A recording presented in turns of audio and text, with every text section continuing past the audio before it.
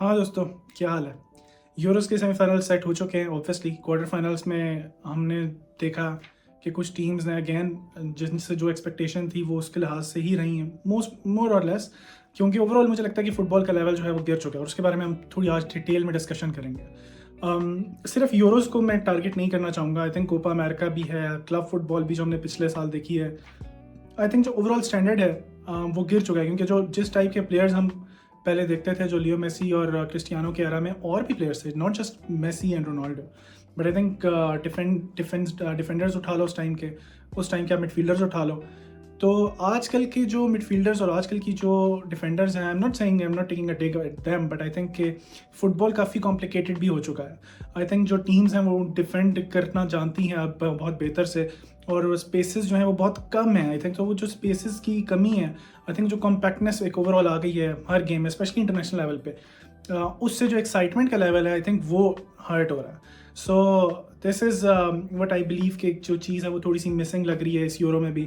और हमने देखा है बहुत सारे मैचेस एक्स्ट्रा टाइम पे गए हैं, पेनल्टीज़ पे डिसाइड हुए हैं, 0-0 जा रहे हैं, गोल ही नहीं कर पा रहे हैं। और अगर गोल नहीं कर पा रहे की बात करें ओपन प्ले से, और इसमें तो हम सबसे पहली टीम याद आएगी फ्रांस। तो हम बात करते हैं फ्रांस और स्पेन की आज। और स्पेन को अगर मैं पहले रखूँ, ठीक है, और अगर स्पेन की बात की जाए तो कुछ एब्सेंटीज़ हैं जो कि नोटेबल एब्सेंटीज़ हैं, होंगी उनकी सेमीफाइनल में, ठीक है। कार्वाहाल नहीं होंगे, राइट बैक सिचुएशन जो है वो बहुत ओपन हो चुकी है उनकी, और ये जो है बहुत एक बड़ा प्रॉब्लमेटिक फील्ड है उनके लिए। Pedri, we all know Pedri जो है वो इंजर्ड है, वो मिडफील्ड में नहीं खेलेंगे, बट आई थिंक उनकी जगह डानी ओल्मो है, और डानी ओल्मो ने पिछला मैच भी बहुत अच्छे से खेला है। सो वो पोजीशन कुछ हद तक कवर हो सकती है, but again striker position is empty. Morata नहीं होंगे जो कि उनके कैप्टन भी हैं, और ना सिर्फ एक कैप्टन बल्कि उनके मेन स्ट्राइकर हैं। सो आई थिंक वो उनका मिस होना इज़ अ बिग मिस। उनकी जगह दो प्लेयर्स के नाम मेरे माइंड में आते हैं, हुज़ेलू ऑब्वियसली, और दूसरा फेरन टोरेस। आई थिंक उसके अलावा भी मे बी कुछ वे राउंड निकाल पाए de la Fuente, but I personally think कि इन दो प्लेयर्स में से कोई एक ही स्टार्ट करेगा। और मेरे ख्याल में फेरन टोरेस ने थोड़ा ज़्यादा खेला है as compare to Joselu, but this is a big game. So I think striker आपका एक बहुत इंपॉर्टेंट पोजीशन है, not just in Spain and every other team जो खेलती हैं उसके लिए। सो मेरी पर्सनली ओपिनियन ये रहेगी कि अगर हम लाइनअप्स को देखेंगे अभी आगे चल के, तो मुझे लगता है कि हुज़ेलू स्टार्ट करेंगे उनके लिए, और फेरन टोरेस अगेन उनको रिप्लेस कर सकते हैं ऑन द बेंच, और vice versa. So again right back situation की अगर हम बात की जाए जहाँ के कारवाल नहीं है, तो वहाँ पे आई पर्सनली थिंक कि हीजस नावस, क्योंकि वो इस पोजीशन पे पहले खेल चुके हैं, तो नावस खेलेंगे आई पर्सनली थिंक। और लेफ्ट साइड पे कुकरेला मेंटेन रहेंगे, लापोर्ट मेंटेन रहेंगे, आई थिंक नाचो आएंगे नोमान की जगह और नोरमैद की जगह। तो I think this is the whole setup जो कि बनेगा स्पेन का। मिडफील्ड में ऑब्वियसली आई कैन मतलब बहुत इजीली हम सजेस्ट कर सकते हैं कि फाबियन रुइस खेलेंगे ही खेलेंगे, रॉद्री खेलेंगे ही खेलेंगे, और उनके साथ ऑब्वियसली क्योंकि पेड्री नहीं है तो फिर डानी ओल्मो आ जाएंगे, और डानी ओल्मो उनकी जगह को कवर करेंगे इन द मिडफील्ड। अगेन उनके विंगर सेम है, लमीन यमाल, निको विलियम्स, उसमें तो कोई डाउट होना ही नहीं चाहिए। सो आई थिंक इस स्टेज पे आके बहुत ही ज़्यादा चेंजेस मैं नहीं एक्सपेक्ट कर रहा हूँ, बट ऑब्वियसली कुछ चेंजेस जो कि फोर्स चेंजेस हैं कोच के ऊपर, वो उनको करनी पड़ेंगी, बट आई थिंक सेटअप मोर और लेस सेम रहेगा। अब आ जाते हैं फ्रांस के ऊपर। ऑब्वियसली तो फ्रांस की अगर हम बात की जाए स्पेसिफिकली, अगर फ्रांस की बात करूँ तो पिछले मैच में अगर हमने देखा है क्वार्टर फाइनल्स में, उन्होंने थोड़ी सी चेंजेस की हैं। उन्होंने कोलो मुआनी को स्टार्ट कराया, डेम्बेले को बेंच कराया, ग्रीजमन को थोड़ा बीच में खिला रहे थे एज अ कैम पोजीशन और वट एवर, एम्बापे खेल रहे थे, बट अगेन एम्बापे को भी उन्होंने सब किया। और सबसे पहली सब्स्टिट्यूशन बहुत इंटरेस्टिंग थी, उन्होंने ग्रीजमन को उतार के डेम्बेले को लेकर आए थे। सो आई पर्सनली थिंक कि इस मैच में क्योंकि बहुत सारा चेंजेस हमें नज़र नहीं आती, ना डिफेंस में ना मिडफील्ड में, अटैक में थोड़ी सी चेंजेस हो सकती हैं, जैसे कि डेम्बेले आई थिंक कि वो स्टार्ट करेंगे, डेम्बेले के साथ लेफ्ट साइड पे स्टार्ट करेंगे एम्बापे, और सम हाउ मिड और स्ट्राइकर पोजीशन में इंटरचेंजेबली खेलेंगे ग्रीजमन और एम्बापे, आई थिंक सो। इसके अलावा उनके पास कोई और ऑप्शन ऐसा सच है नहीं। थुरम है, थुरम ने कोई इतना अच्छा नहीं खेला है जैसा कि बाकी प्लेयर्स हैं, बट ये वो प्लेयर्स हैं जो कि बहुत सीजनड हैं। तो आई थिंक इन मैचेस में आके, इस सिचुएशन में आके आप अपने सीजन प्लेयर से स्टार्ट करते हो, और you keep that in mind कि हो सकता है कि मैच एक्स्ट्रा टाइम पे जाए और एक्स्ट्रा टाइम से फिर पेनल्टीज तक जाए, तो you have your options on your bench, जैसे कि बारकोला हैं, वो पिछले मैच में भी आए, ठीक है, एम्बापे को रिप्लेस किया उन्होंने। इसी तरह थुरम है, तो अटैक में वो भी आ सकते हैं, और डेम्बेले को मे भी रिप्लेस कर दें, एंड तो इस तरह से उनके पास ऑप्शंस काफ़ी ओपन है। मिडफील्ड की अगर हम बात की जाए तो फैसले फोफाना बेंच से आते हैं, और मैं इस दफ़ा भी मुझे लग रहा है कि वो बेंच से ही आएंगे। चौमेनी आपके ऑब्वियसली स्टार्टर हैं ही, कामाविंगा आपके स्टार्टर हैं, कांटे आपने स्टार्ट कराना ही कराना है। बट जो मेन प्रॉब्लम है इस मिडफील्ड और इस अटैक के बीच में वो है क्रिएटिव स्पेसेस की, ठीक है। अगर मैं इसको इन शॉर्ट समझाऊँ तो चौमेनी, कामाविंगा, रियल मैड्रिड में अगर आप देख लो तो कामाविंगा लेफ्ट बैक खेलते रहे, चौमेनी भी पीछे खेलते रहे, डिफेंस भी खेलते रहे, ठीक है। तो ये बहुत ज़्यादा, मैं ये नहीं कह रहा कि ये प्लेयर्स असिस्ट नहीं देते, ये प्लेयर्स क्रिएटिव नहीं है, पर इनकी जो मेन कोर स्ट्रेंथ एरिया जो बन चुका है वो बन चुका है मे बी स्पेसेस को क्लोज करना, ठीक है, बॉल्स को अच्छे से निकालना आगे, प्रोग्रेसिव प्ले में भी they are good. But again जैसे कि एक नंबर 10 का रोल होता है, जैसे पेड्री का रोल था या आप डैनी अल्मो उसकी जगह होंगे, तो आई थिंक ये एक स्लाइट एडवांटेज उस पोजीशन में खिलाने के लिए वो ग्रीजमैन को ट्राई कर रहे हैं। बट ग्रीजमैन भी कोई बहुत अच्छा अब तक यूरोज़ में परफॉर्म नहीं कर पाए हैं और उस तरह की परफॉर्मेंस नहीं निकल पाई ग्रीजमैन से जैसी कि उनसे एक्सपेक्टेशन थी और जैसे कि वो मोर ऑफन निकाल देते हैं। अब अगेन इस पे आप एम्बापे पे भी जा सकते हो, क्योंकि एम्बापे उनके एक मेन प्लेयर हैं जो कि इस पूरे यूरोज़ में out of side, out of everything लग रहे हैं बिल्कुल ही, ठीक है। मुझे समझ नहीं आ रही कि वो किस तरह से खेलना चाह रहे हैं, क्या करना चाह रहे हैं। उनकी इंजरी सिचुएशन भी है, आई पर्सनली थिंक कि उनके साथ मतलब he is not 100%, but still Mbappe के स्ट्रेचर का जो प्लेयर है उसको इससे ज़्यादा टीम में मतलब इनपुट उसकी देनी चाहिए और वो रिलाई भी करते हैं बहुत ज़्यादा एम्बापे पे। सो इस मैच में देखना पड़ेगा कि एम्बापे किस तरह की परफॉर्मेंस निकालते हैं, किस तरह से खेलते हैं। उनके साथ डेम्बेले अगर स्टार्ट करते हैं तो Dembélé would be good. Again आप कीप दैट इन माइंड कि आपके राइट बैक सिचुएशन जो स्पेन की है, ठीक है, वो इतनी अच्छी नहीं है क्योंकि उनके जो मेन राइट बैक है कारवाल, वो इस मैच में नहीं खेलेंगे। तो जो उनका लेफ्ट स्पेस को जो ऑक्यूपाई करेगा, लेफ्ट अटैकर जो होगा आपका फ्रांस का, वो उसको थोड़ा टफ टाइम दे सकता है और मोस्ट प्रोबब्ली वो एम्बापे होंगे। राइट पे भी अगर आप कुकुरेला आपके अगेंस्ट हैं तो आप अगर डेम्बेले को खिला रहे हो तो 1-on-1 में वो अच्छा कट बैक कर सकते हैं और मतलब ऑब्वियसली ही will be more dangerous going forward then Thuram और एनी अदर प्लेयर जो कि आपके पास हैं, जैसे कोलो मुआनी है। बट कोलो मुआनी पिछले मैच में कुछ इतनी अच्छी परफॉर्मेंस नहीं निकाल पाए और मुझे लगता नहीं कि इतने बड़े मैच में कोलो मुआनी को वो प्रेफर करेंगे in the place of Dembélé. So this is मेरी एक्सपेक्टेड लाइनअप्स जो हैं वो यही हैं कि इस तरह का मैच होगा।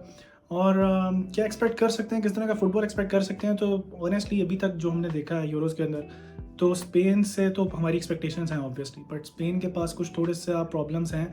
उनकी बेंच स्ट्रेंथ भी इतनी अच्छी नहीं होगी अब, कंसिडरिंग के बहुत सारे प्लेयर्स उनके आउट हैं, ठीक है, 2 डिफेंडर्स नहीं हैं, एक मिडफील्डर नहीं है, स्ट्राइकर भी नहीं होगा, तो उनके पास बेंच की ऑप्शन भी थोड़ी सी कम है, जो कि एक स्लाइट डिसएडवांटेज जाता है स्पेन की तरफ।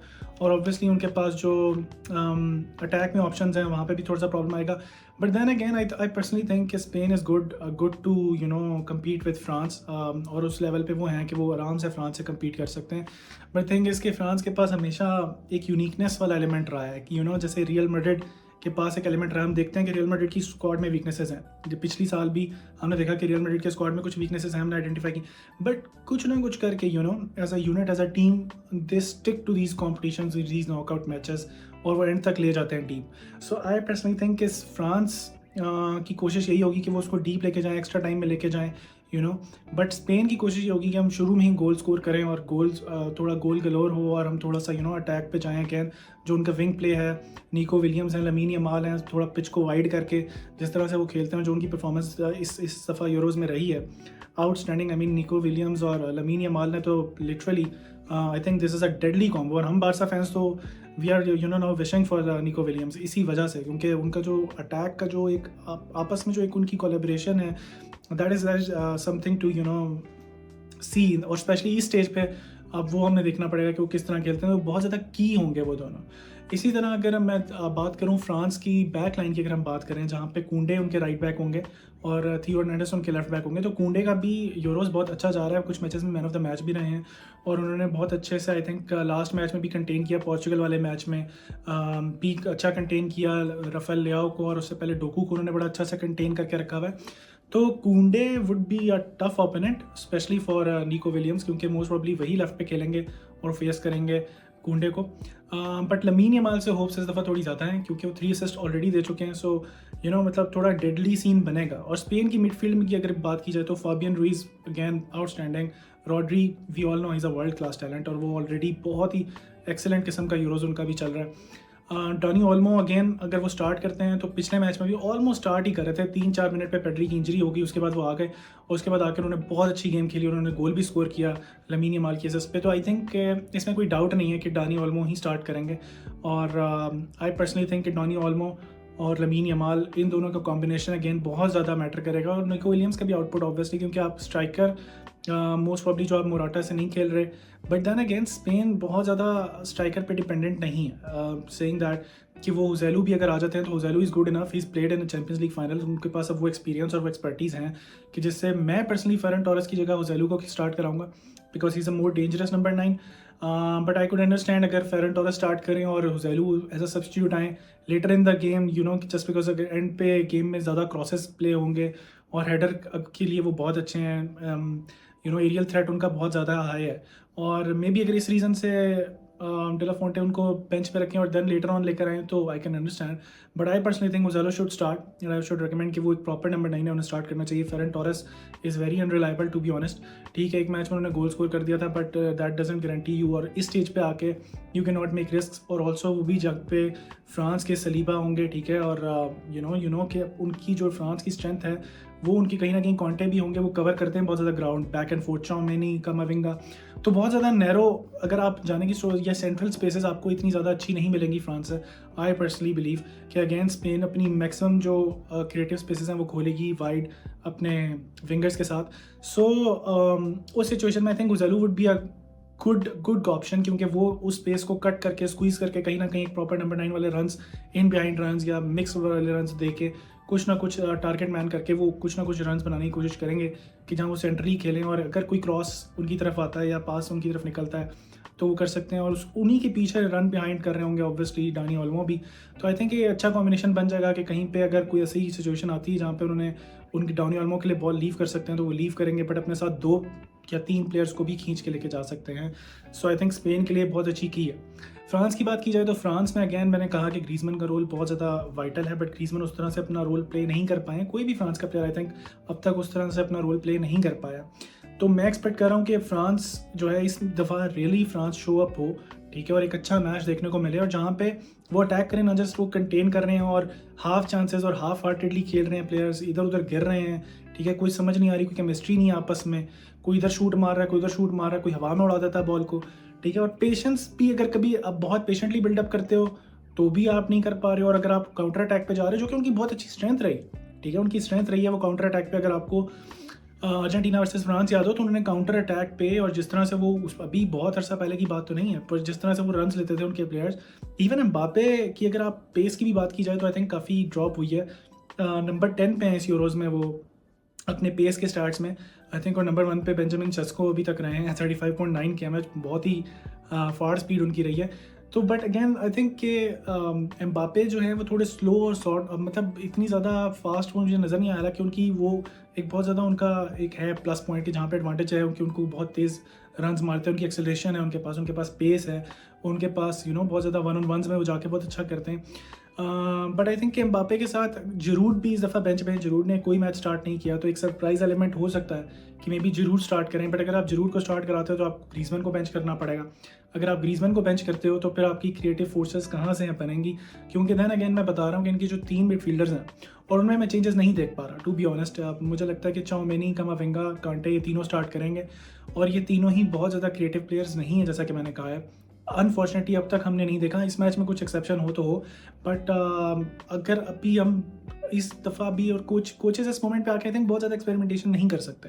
This is what I believe कि वो लाइक टू लाइक चेंज कर देंगे, बट वो पूरा सेटअप हिलाना, एक प्लेयर को ला के एक प्लेयर की एंट्री करा के आप पूरा सेटअप बदल दो, सो आई डोंट थिंक सो कि कोचेस के पास इस टाइम पे आके, स्पेशली जहाँ पे इतना बड़ा स्टेज सेटअप हुआ हुआ सेमीफाइनल का स्टेज है, वहाँ पे आके आप इस तरह के चेंजेस और इस तरह की वो नहीं करते, बहुत ज़्यादा डिसीजंस नहीं ले पाते कोचेस, बहुत कम डिसीजंस होते हैं, बहुत कम कोचेस होते हैं जैसे डिसीजंस लेते हैं।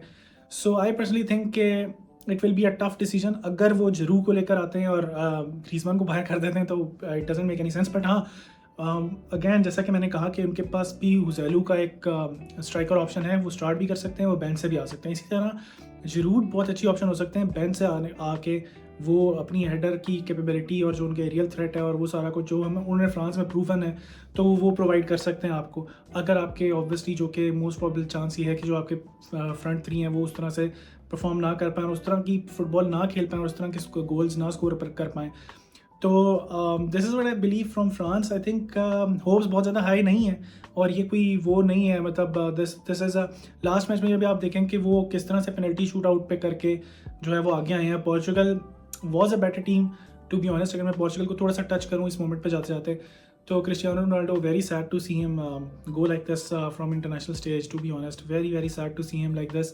बिकॉज अगर आपको पोर्चुगल की आप नाम लेते हो तो रोनाल्डो आपके माइंड में आएगा ही आएगा, और अगर आप रोनाल्डो का नाम लेते हो तो यू नो हीज़ अ, मतलब I mean he is very very strong personality आपके माइंड में आती है। एक ऐसा प्लेयर जो you know who's like a shark who attacks.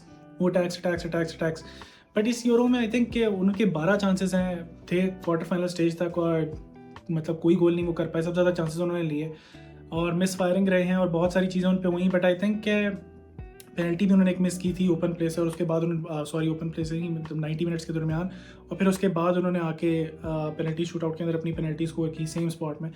तो इसमें कोई डाउट नहीं है कि ही इज़ मेंटल उनकी जो मेंटेलिटी है, ही इज़ अ किंग, ठीक है, उसमें किसी को कोई डाउट नहीं है। बट द थिंग इज़ के I think it he should call it a day. मतलब ऑनेस्टली आपकी माइंड और बॉडी दोनों की मूवमेंट बहुत मैटर करती है, ठीक है। तो आई am not doubting his mind, but उनकी जो बॉडी की फिजिकल एबिलिटी है वो नज़र आ रही है कि वो ही हैज़ बिन डिक्लाइन अपनी पेस में भी, अपनी चीज़ इवन के अनफॉर्चुनेटली रन्स जो थे उनके, कुछ रन्स उन्होंने बहुत लेट लिए बहुत सारे मैचेस में, जहाँ पे सपोर्ट के लिए या विंगर अंदर क्रॉस मारा तो he is not even in the box अभी तक।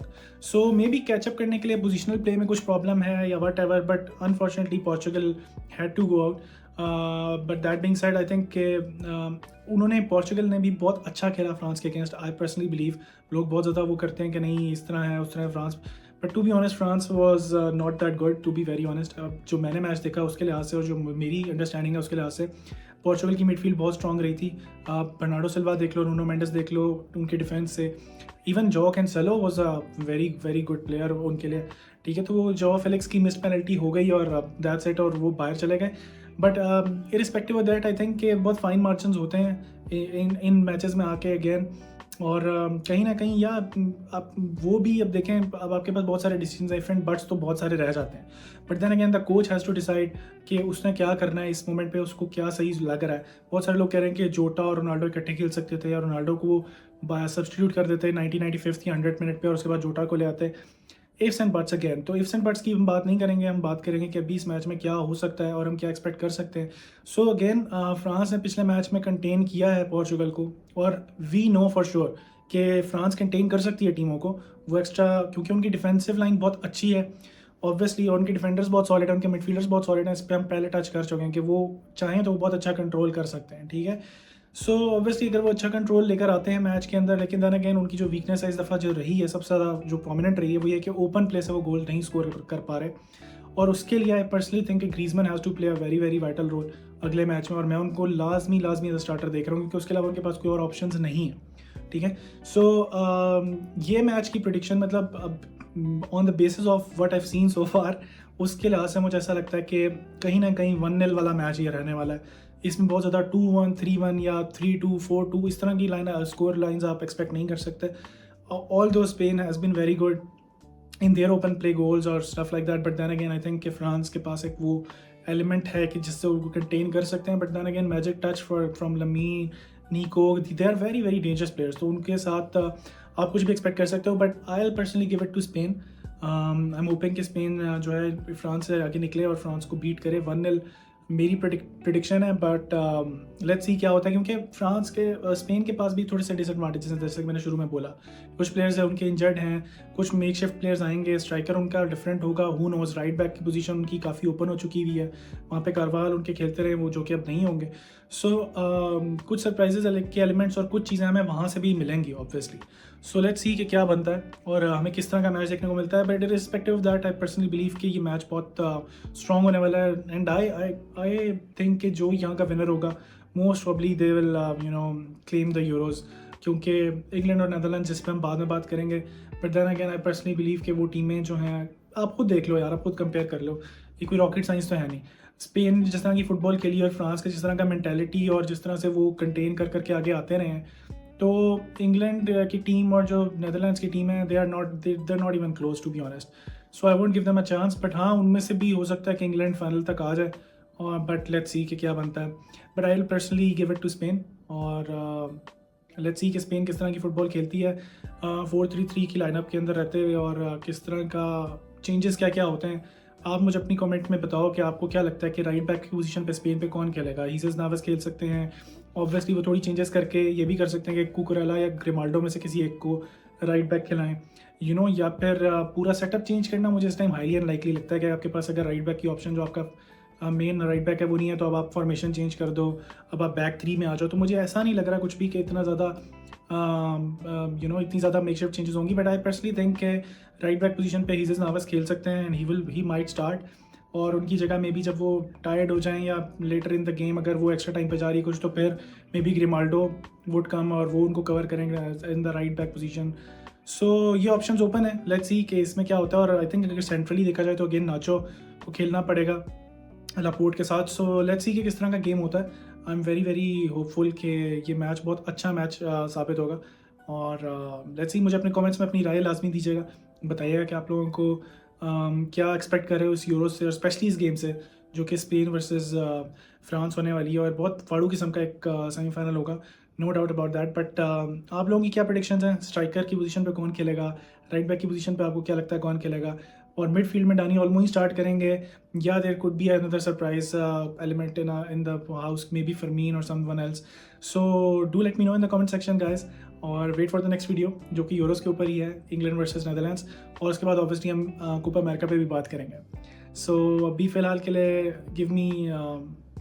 अभी फ़िलहाल के लिए हम वीडियो यहीं पर रैप अप करते हैं। और ये मेरी थोड़ी सी प्रेडिक्टेड लाइनअप्स हैं जो मैं आपको दिखाने जा रहा हूँ स्क्रीन पे। मुझे बताइएगा कि आपको क्या लगता है क्या चेंजेस होंगी, और फिर मिलते हैं नेक्स्ट वीडियो में। Take care, bye bye.